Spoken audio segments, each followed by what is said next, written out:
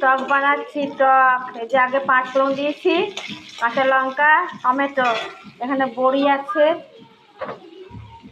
এখানে ভাজা গুঁড়ো মশলা, তেঁতুলের জল, এখানে বেগুন, এই যে বেগুন, এখানে আলু কচু কেটে দিয়েছি, আলু কচু টকে ভালো লাগে।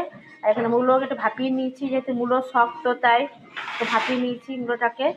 আর এই আলু কচু বানিয়েছি, একটু তো বেশ দিতেই হবে তেঁতুল জল। এই যে বীরভূমের মেয়েরা কিছু পারুক না পারুক, টক আর পোস্ত ভালো বানাতে পারে। টক পোস্ত হেভি বানাতে পারে বীরভূমের মেয়েরা। এই খেতে ভালোবাসে, টক খেতে ভালোবাসে শীতের দিনে, কমেন্টে জানাও। টক বানিয়েছি, সে সময় শাকও বানিয়েছি।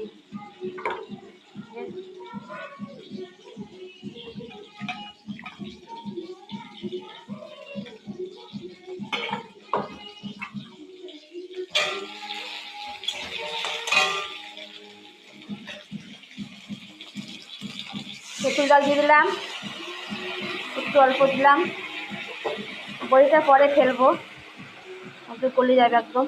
কলাই বড়ি, এটা কলাই বড়ি। দিয়ে দিলাম, কষতে কষতে হলুদ নুন দিতেই হবে, একটু হলুদ হলুদ দিব, হলুদ দিচ্ছি, হলুদ যেমন যেমন খাবে, নুন তো লাগবেই।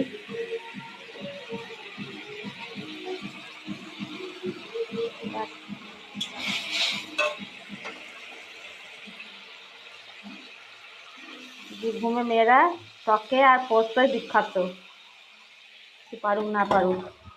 এটা তো বললাম না হয় 5 ফোড়নকে ছিলে এমনি শুকনো খোলায় ভেজে গুঁড়ো করে নিয়েছি, তার সাথে লঙ্কা, শুকনো লঙ্কা দিয়েছি, ছিলে পিষে নিয়েছি। দেখুন ঠান্ডা জল ফেললে হবে না, গরম জল ফেলতে হবে, নাহলে জকর কষা হয়ে যায়। কেমন কে টক খেতে ভালোবাসো জানিও। টক বানিয়ে রাখছি রাতের বেলায়, দিনের সময় পায় না।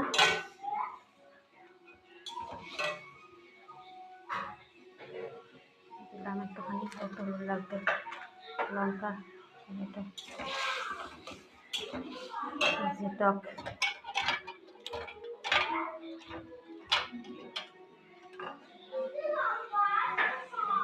তেঁতুল জল দিয়ে দিলাম, হিন্দিতে বলে ইমলি, বাংলায় বলে তেঁতুল, দিয়ে দিলাম।